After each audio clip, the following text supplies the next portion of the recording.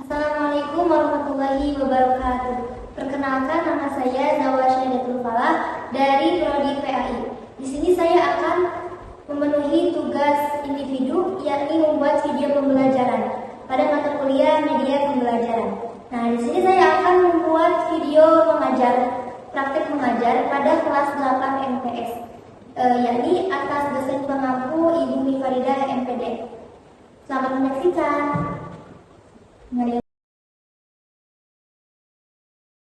Assalamualaikum warahmatullahi wabarakatuh. Waalaikumsalam warahmatullahi wabarakatuh. Selamat pagi anak-anak. Pagi. Alhamdulillahirrahmanirrahim. Pada pagi hari ini Ibu dapat kembali bertemu dengan kalian. Nah, pada pagi hari ini kita akan melanjutkan bab materi yang sebelumnya telah kita bahas ya. Tapi sebelumnya Ibu ingin mengabsen kalian terlebih dahulu. Ibu mengabsen kelas 8 dulu ya. Nah, di sini ada yang tidak masuk? Ada Ibu. Siapa? Irgi dan Tania. Irgi dan Tania. Irgi sakit apa? Irgi sakit demam Ibu. Tania? Tania pusing. Ada lagi yang gak masuk? Ada Siapa? Budi. Budi kenapa? Izin Bu. Izin kenapa? Soalnya kakaknya lulus wisuda. Oh gitu. Jadi sisanya masuk ya? Ya, semuanya masuk. Oke, Ibu catat dulu. Oke, sudah ya anak-anak. Nah, selanjutnya kemarin minggu lalu Ibu menyampaikan bab berapa? Ada yang ingat gak? Bab 8. Ya betul, bab 8. Nah, sekarang Ibu ingin menyampaikan bab 9. Boleh dibuka ya bukunya. Di situ ada yang berjudul hormat dan patuh kepada orang tua dan guru. Anak-anak, hormat dan patuh kepada orang tua dan guru itu adalah kewajiban kita sebagai anaknya dan muridnya. Nah, di dalam ajaran Islam, kedua orang tua memiliki kedudukan yang sangat tinggi. Setiap anak diwajibkan untuk berbuat baik kepada kedua orang tuanya. Nah, kewajiban menghormati dan mematuhi kedua orang tua ada firman Allah Subhanahu wa taala tertulis dalam Al-Qur'an dalam surah An-Nisa ayat 4. Dalam surah An-Nisa ayat 36. Nah, anak-anak boleh ya dibuka bukunya sambil dibaca. Nah, di situ ada ya, sudah terbuka? Sudah. Oke. Di situ ada ayat Al-Qur'an surah An-Nisa yang artinya, dan sembahlah Allah dan janganlah kamu mempersekutukannya dengan sesuatu apapun, dan berbuat baiklah kepada kedua orang tua, karib kerabat, anak-anak yatim, dan lain sebagainya. Di situ tertera ya bahwa yang pertama disebutkan yaitu berbakti kepada orang tua. Nah, anak-anak, kita sebagai anak dari orang tua kita wajib berbakti kepada kedua orang tua kita. Hormat dan patuh kepada kedua orang tua kita yang tadi Ibu jelaskan. Kenapa kita harus hormat dan patuh kepada orang tua? Karena kita dari lahir hingga sekarang hidup kita itu dididik dan diurus oleh orang tua kita. Orang tua kita yang membesarkan kita. Nah, maka dari itu bentuk kita sayang kepada kedua orang tua kita, maka kita harus menghormati, berbakti kepada orang tua. Nah, di sini anak-anak, siapa yang sudah berbakti kepada orang tua? Siapa? Saya dulu. Oke, bagus. Nah, selain berbakti kepada kedua orang tua, kita juga harus berbakti kepada siapa? Tadi Guru. kepada guru kita. Kenapa? Karena kita dari kecil dikenalkan huruf, dikenalkan bisa baca, kita diajarkan bisa menulis. Itu salah satunya adalah jasa seorang guru gitu. Jadi kita harus berbakti kepada guru. Nah, anak-anak sekalian, bagaimana cara menghormati dan mematuhi kedua orang tua kita? Itu tertera ya. Sebenarnya banyak, cuman Ibu di sini menjadikan beberapa poin saja. Yang pertama di situ ada mendengarkan semua perkataan dengan penuh rasa hormat Jadi dalam arti lain kita itu harus mendengarkan dan mengerti semua perkataan dari orang tua kita. Nah, misalkan kata orang tua kita, nah kamu harus belajar jam segini, jangan main. Nah, kamu itu harus menurut sama orang tua kita, gitu, sama orang tua kalian. Jangan sampai kalian membantah. Terus di situ ada juga membantu pekerjaan rumah atau pekerjaan lain yang dapat meringankan beban orang tua. Nah, membantu pekerjaan rumah atau yang lain dan lain sebagainya itu salah satu kita berbakti kepada orang tua. Karena di situ kita membantu meringankan beban orang tua gitu. Nah, di sini siapa coba yang suka membantu pekerjaan rumah? Saya, Bu. Apa mengerjakan apa? Nyapu. Nyapu, bagus. Ada lagi? Ada lagi? Yang lain? Tidak ada. Nah, mulai dari sekarang kalian harus harus mulai bisa ya membantu orang tua kalian.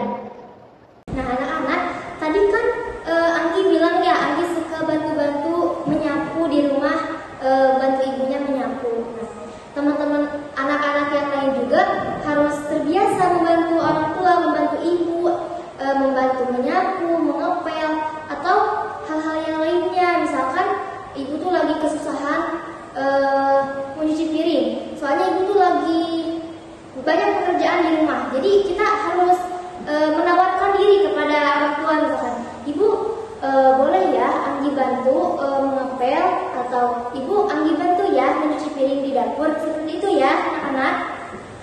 Karena dengan kalian seperti itu, ibu kalian akan bangga, akan senang gitu dengan akhlak yang kalian yang bagus kepada orang tua.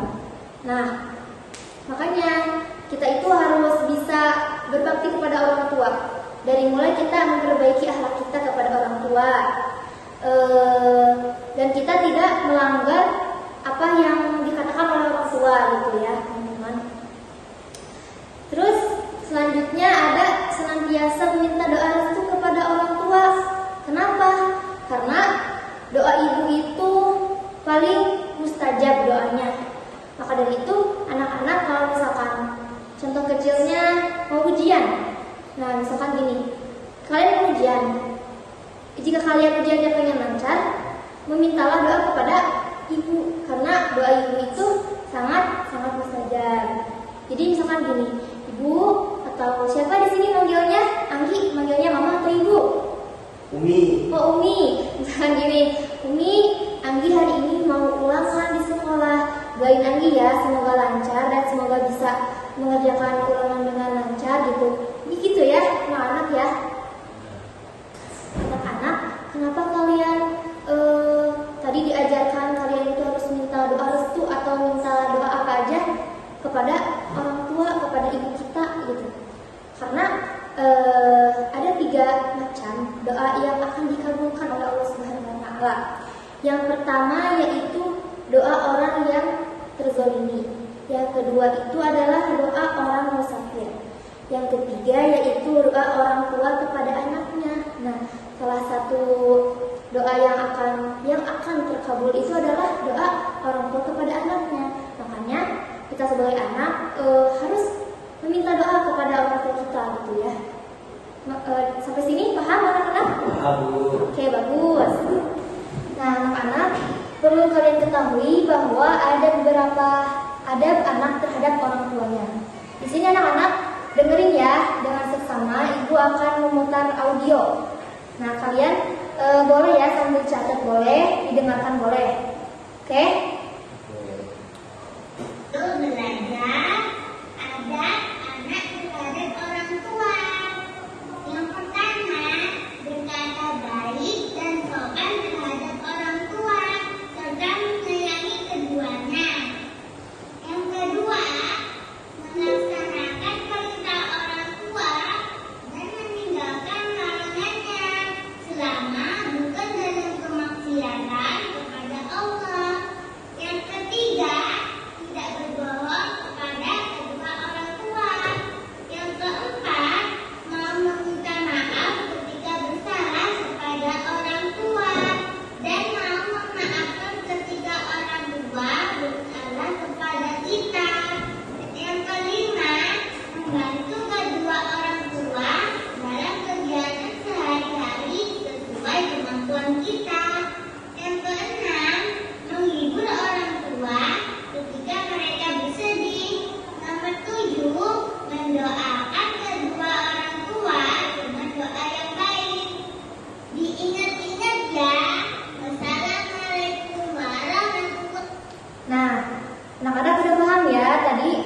sudah dijelaskan dan disebutkan satu persatu adab anak terhadap orang tuanya. Nah, salah satunya di situ ada membantu orang tua sesuai kemampuan kita. Nah, di sini Ibu juga punya satu video yang bisa kita ambil pelajarannya. Boleh ya anak-anak pahami dan lihat secara bersama-sama.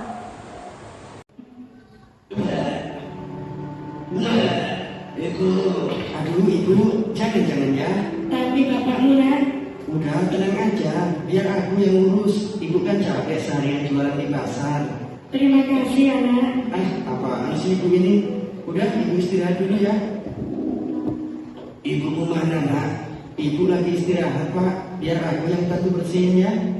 Oh iya, obatnya sudah diminum pak? Sudah nak, terima kasih ya. Sama-sama pak. Walaupun capek, tapi senang juga ya bisa melayani orang tua. Wah. Di mana aku? Bau ini begitu wangi dan penuh dengan kenikmatan. Benar, itu adalah bau wanginya surga. Sungguh, ya, engkau telah berada di depan pintu surga dan akan segera memasukinya. Tapi bagaimana aku bisa sampai ke sini? Ini adalah rahmat dari Allah untuk anak yang berbakti kepada orang tuanya. Benarkah? Benar, wahai Mujahid. Mujahid, ya. Karena kamu telah berbakti kepada orang tuamu, maka kamu sama halnya telah berjihad di jalan Allah. Masya Allah. Tapi apa? Sebagai manusia, aku pasti tidak lepas dari dosa. Lalu bagaimana dengan dosa-dosaku di dunia yang belum sempat aku mentaubatinya? Allah telah mengampunimu. Sungguh benar. Dengan berbakti kepada orang tua, terlebih pada seorang ibu, maka kamu sudah termasuk dalam golongan orang-orang yang bertaubat. Masya Allah, engkau sungguh maha baik ya Allah. Jadi, apa yang kau tunggu? Masuklah ke dalam surgamu. Baiklah.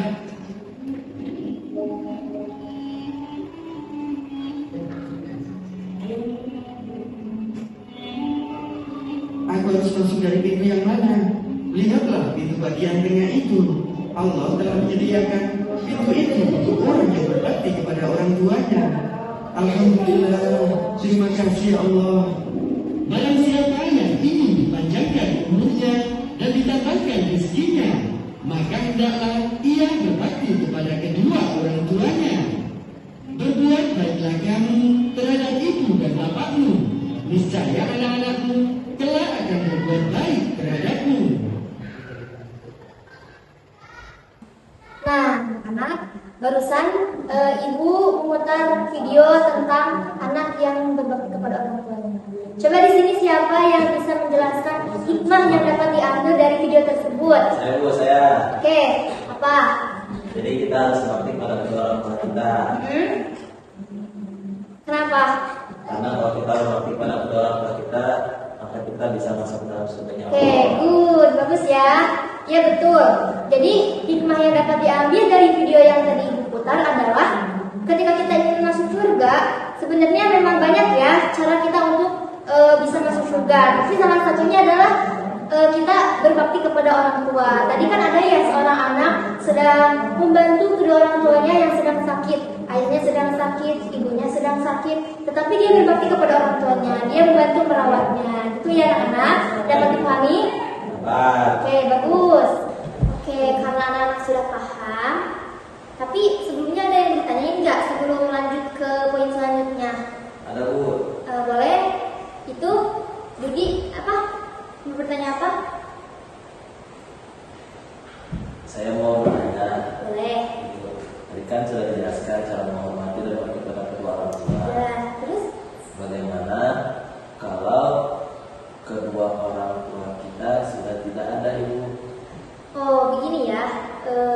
Buat teman-teman, buat anak-anak semuanya, boleh didengarkan. Ketika orang tua kita sudah meninggal, bukan berarti kita tidak bisa berbakti kepada orang tua. Jadi salah satunya cara kita berbakti kepada orang tua yang sudah meninggal adalah dengan cara mendoakan orang tua. Jadi kita sering-sering mengirimkan Fatihah untuk orang tua kita atau ibu dan ayah kita yang sudah meninggal. Juga kita sering membaca Al-Quran, dikhususkan ya untuk orang tua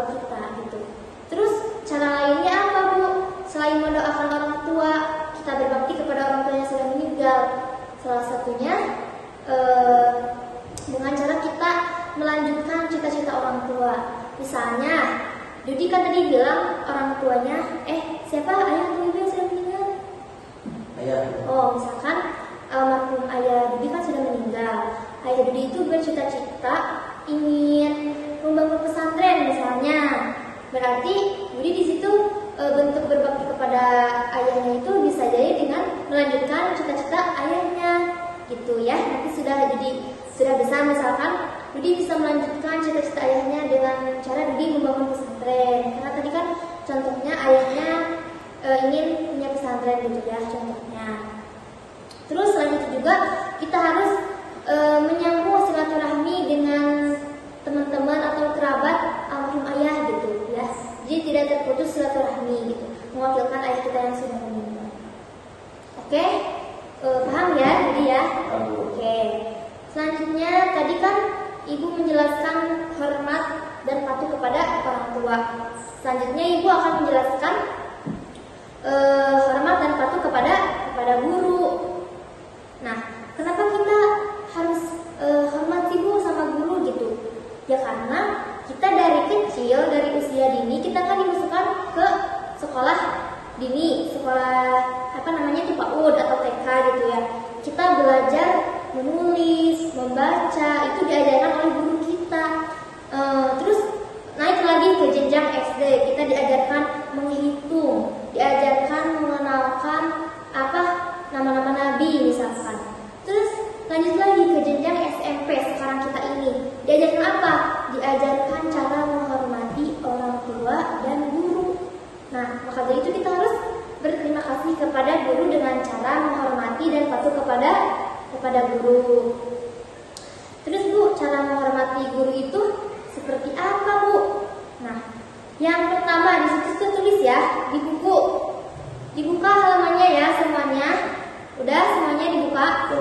Nah, yang pertama itu salah satu cara kita menghormati guru adalah menyapa dan mengucapkan salam ketika bertemu dengan guru. Di sini siapa yang kalau ketemu guru malah menghindar? Siapa coba? Banyak ya di sini murid-murid yang ketika ketemu guru malah takut, malah menghindari guru. Padahal sikap seperti itu tidak baik, karena yang seharusnya itu ketika kita ketemu guru adalah menyapanya dengan cara kita mengucapkan apa tadi kata ibu? Salam. Misalkan ketemu Pak Rahmat di jalan atau di sekolah atau di kantin, Assalamualaikum Pak Rahmat gitu. Sapa aja, karena guru itu ketika disapa oleh guru dia senang gitu, dia merasa dianggap oleh muridnya gitu ya. Nah, terus yang kedua apa di situ? Ada yang mau baca? Malu-malu. Ya udah, yang kedua yaitu mendengarkan dan menyimak dengan baik semua perkataannya. Contohnya, ketika guru sedang mengajar di dalam kelas, kan guru itu menyampaikan materi atau menyampaikan nasihat-nasihat. Nah, bentuk kita selamat kepada guru itu kalian harus mendengarkan dengan seksama. Tidak boleh ada yang mengobrol, tidak boleh ada yang tidur, ya. Paham ya anak-anak ya? Itu banyak ya di situ kalian bisa baca. Nah, itu juga ditulis tuh tertera di buku itu, kita hendaklah duduk di hadapan guru dengan sopan dan tenang. Nah, jadi ketika proses pembelajaran dimulai itu kalian duduk dengan rapi, mendengarkan guru. Walaupun kalian tidak mengerti dengan apa yang disampaikan oleh guru, kalian diam aja gitu, jangan protes, diam aja mendengarkan. Itu adalah bukti kita menghormati guru, walaupun kita tidak mengerti apa yang disampaikan gitu. Yang penting kita duduk, menghormati, mendengarkan guru tersebut gitu ya. Nah, sopan dan tenang, yaitu yang tadi ibu jelaskan. Sopan itu ya dalam artian kalian tidak tidur, tidak mengobrol gitu. Nah, di luar pembelajaran kalian boleh mengobrol atau tidur atau bercanda dan lain sebagainya gitu ya. Nah, anak paham? Oke anak-anak, karena kalian sudah paham yang sudah ibu sampaikan materi hari ini, jadi ibu ada tugas ya, ada PR untuk kalian di rumah. Nanti kalian tulis di buku kalian masing-masing, minimal 5 poin, maksimal boleh sebanyak-banyaknya. Kalian menuliskan pekerjaan rumah yang sudah kalian lakukan. rumah yang sudah kalian lakukan untuk membantu kedua orang tua.